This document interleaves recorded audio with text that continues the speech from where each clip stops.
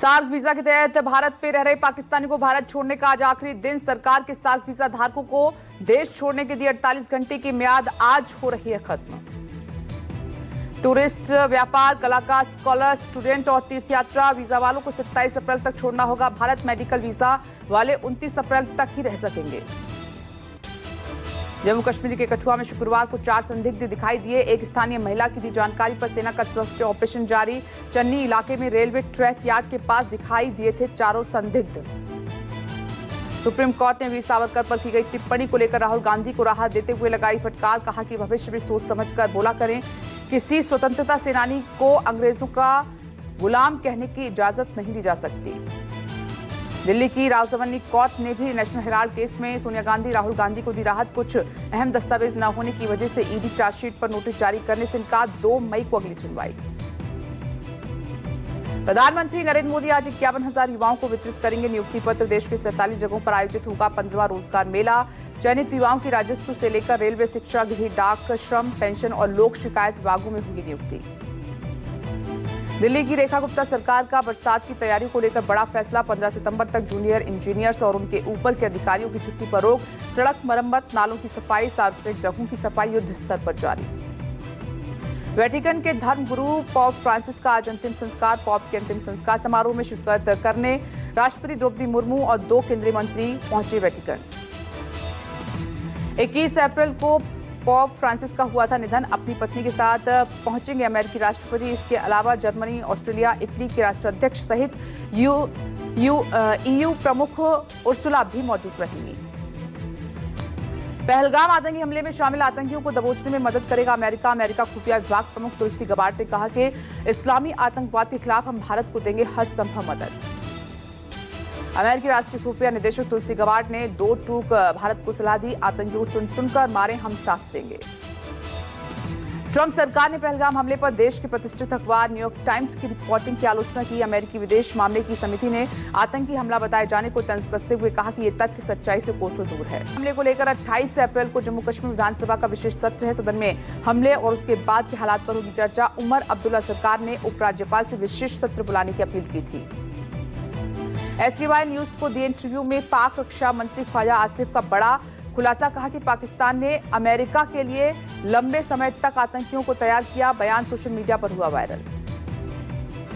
पहलगाम हमले पर पाकिस्तान के उप प्रधानमंत्री और विदेश मंत्री इशाक डार का शर्मनाक बयान है। आतंकियों को बताया स्वतंत्रता सेनानी। सिंधु जल समझौता रद्द किए जाने पर पाकिस्तान पीपल्स पार्टी के प्रमुख बिलावल भुट्टो ने दी गीदड़ भभकी। कहा जनसभा के दौरान सिंधु हमारा है रहेगा, दरिया में हमारा पानी बहेगा या फिर भारत का खून। लंदन में पाकिस्तान दूतावास के बाहर पहलगाम आतंकी हमले के खिलाफ हुआ प्रदर्शन। भारतीय समुदाय के लोगों ने पहलगाम हमले के विरोध में नारेबाजी की। राहुल गांधी के पहलगाम आतंकी हमले को बताया बड़ी साजिश। कहा कि देश में हिंदू मुस्लिमों के बीच झगड़े कराने की नीयत से किए गए हमले। राहुल गांधी ने देशवासियों को कथित साजिश के प्रति किया आगाह। पहलगाम हमले के बाद मोदी सरकार के लिए फैसलों पर बोले राहुल गांधी। मानवता पर हुए सबसे बड़े हमले के खिलाफ पूरा देश एकजुट है। हम भी इस मामले में सरकार के साथ हर कदम पर खड़े हैं। राहुल गांधी ने शुक्रवार को पहलगाम हमले में जख्मी पर्यटकों का अनंतनाग अस्पताल में जाना हाल। उपराज्यपाल मनोज सिन्हा और मुख्यमंत्री उमर अब्दुल्ला से भी हालात पर की चर्चा।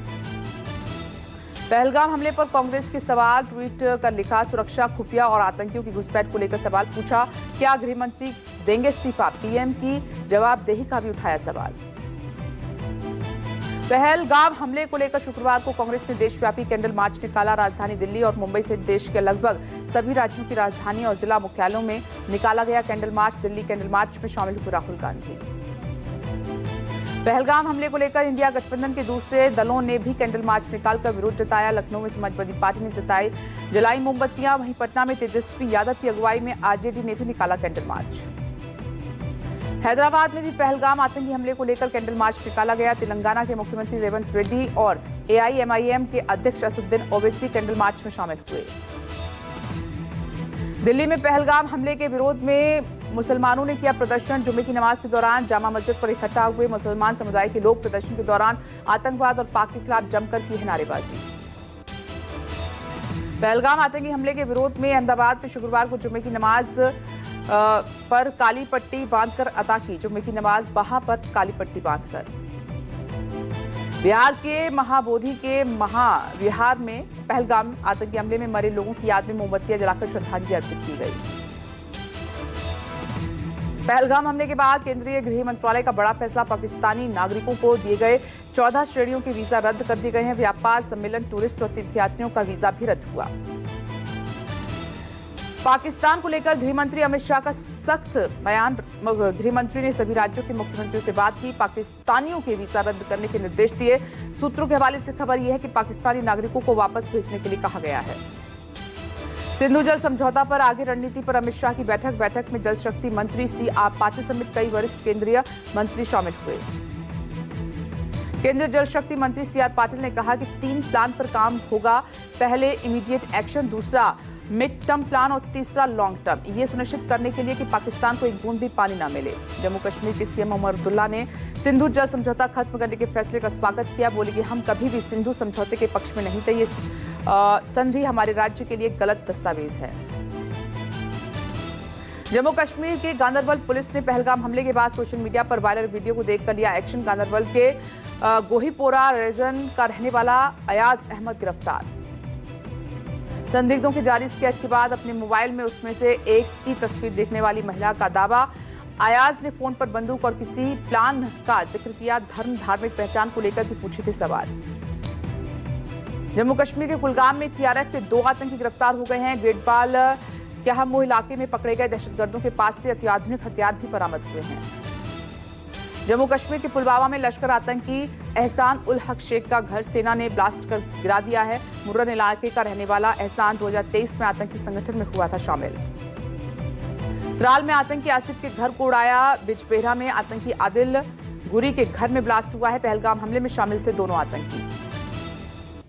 पहलगाम हमले को लेकर एक्शन में सेना। आतंकियों के मददगार 2 स्थानियों के घर तबाह, एक को बम से उड़ाया, दूसरे पर चलाया बुलडोजर। आरोपियों के घर से तलाशी के दौरान आपत्तिजनक चीजें बरामद हुई हैं। आतंकियों ने इन्हीं के सपोर्ट से घटना को अंजाम दिया था।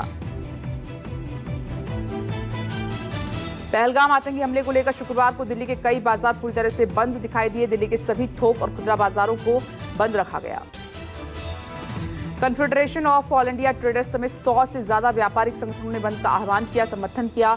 900 से ज्यादा थोक और खुदरा बाजारों में व्यापार पूरी तरह से बंद, जिसमें Chandni Chowk, Connaught place, Karol Bagh, Khan market, सदर बाजार में पसरा सन्नाटा। कश्मीरी गेट, चावड़ी बाजार, मीना बाजार भी हुए वीरान। कश्मीर के लाल चौक पर स्थानीय लोगों ने दुकानों पर लगाए काले झंडे लगाकर की पहलगाम हमले की निंदा। स्थानीय लोगों ने जताई नाराजगी।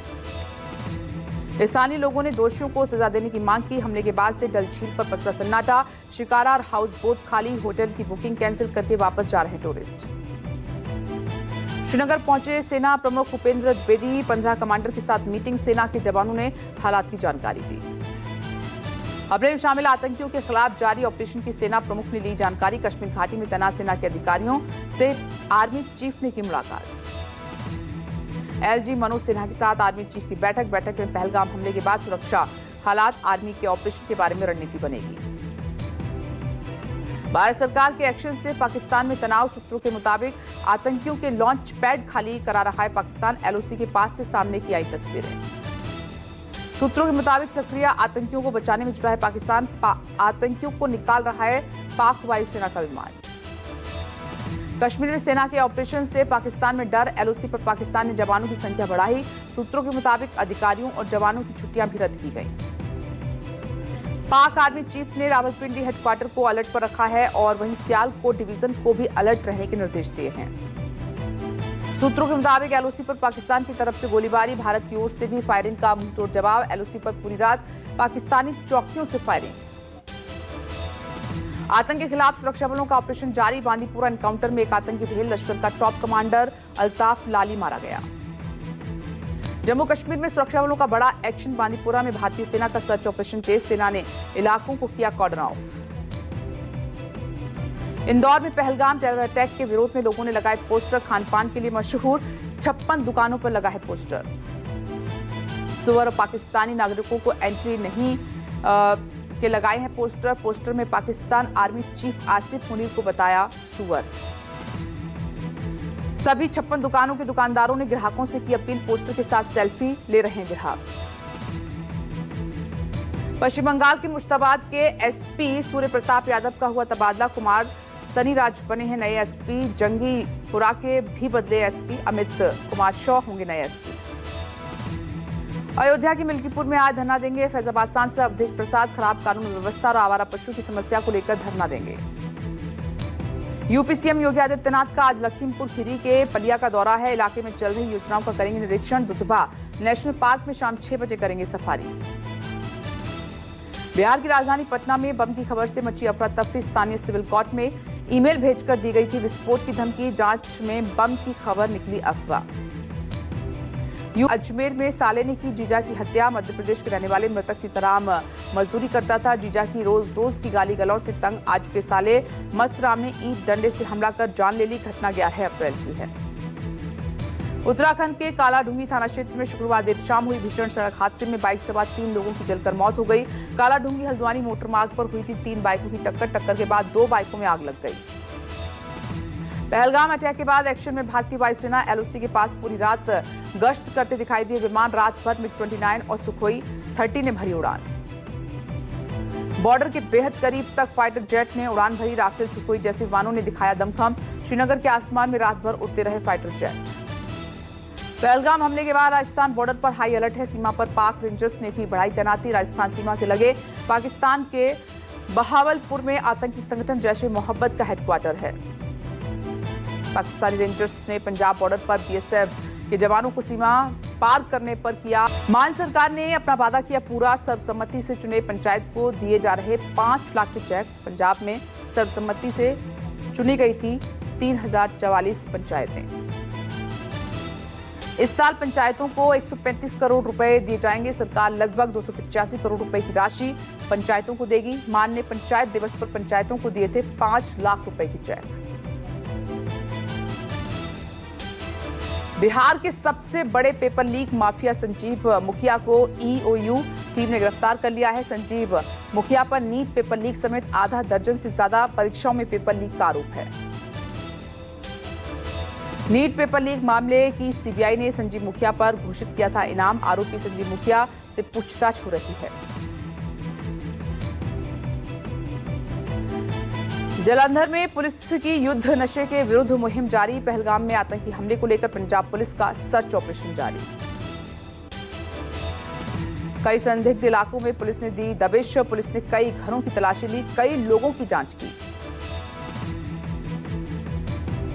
जम्मू कश्मीर के पहलगाम में हुए आतंकी हमले को लेकर सीएम मान ने अधिकारियों के साथ मीटिंग की। सीएम ने दिए आदेश, सुरक्षा व्यवस्था के लिए पुख्ता करें लॉ एंड ऑर्डर। पुलिस ने तस्करों पर कार्रवाई की है। एक गांजा तस्कर गिरफ्तार हुआ है।